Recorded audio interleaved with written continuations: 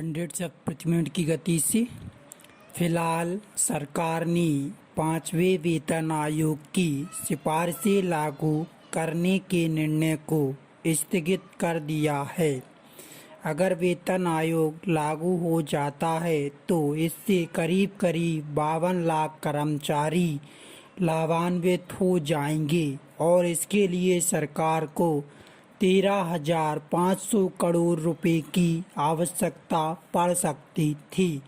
केंद्रीय सचिव ने कहा कि ये सिफारिशें लागू न करने का फैसला विभिन्न कर्मचारी संघों द्वारा इसे विसंगतिपूर्ण कहे जाने के बाद लिया गया है। उन्होंने कहा कि सरकार ने सोचा था कि करोड़ों रुपए खर्च करने के बाद कर्मचारी खुश होंगे, किंतु देखने में यह आया है कि इससे अधिकतर लोग असंतुष्ट थे। आधिकारिक सूत्रों का कहना है कि वेतन आयोग की सिफारिशों के खिलाफ विभिन्न कर्मचारी संघों द्वारा आंदोलन करने की घोषणा के कारण सरकार को मजबूरीवश यह कदम उठाना पड़ा है। कतिपय सूत्रों का कहना यह भी है कि सरकार ने ये सिफारिशें केवल इसलिए मंजूर की थीं ताकि कम वेतन पाने वाले कर्मचारियों को इसका पूरा लाभ मिल सके।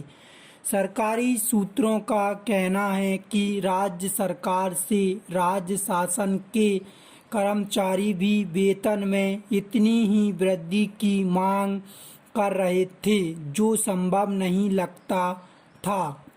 सूत्रों के द्वारा यह भी पता चला है कि पूर्व में ही राज्य सरकारें अपने राजस्व का 90 से 95% कर्मचारियों के वेतन पर खर्च कर रही है।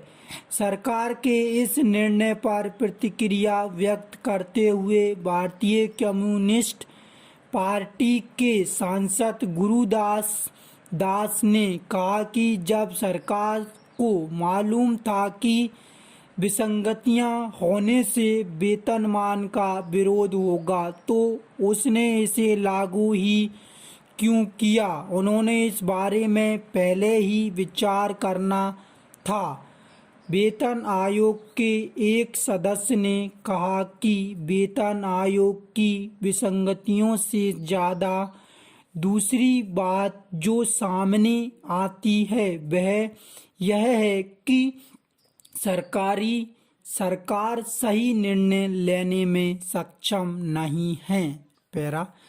केंद्र सरकार ने बुधवार को 7वें वेतन आयोग का कार्यकाल 4 महीने के लिए बढ़ा दिया है। एक दिन पहले ऐसा बताया जा रहा था कि वेतन आयोग के अंत में अपनी रिपोर्ट सौंप देगा, लेकिन कैबिनेट बैठक में कार्यकाल बढ़ाने के लिए अंतिम मोहर लग गई। बैठक से पहले आशंका जताई जा रही थी कि आयोग का कार्यकाल 2 माह के लिए बढ़ाया जाएगा, लेकिन इसे 4 महीने तक बढ़ा दिया गया। योजना के अनुसार बताया जा रहा है कि 7वें वेतन आयोग की 400 सिफारिशें 1 जनवरी 2016 से लागू होने की संभावना बनती दिख रही है।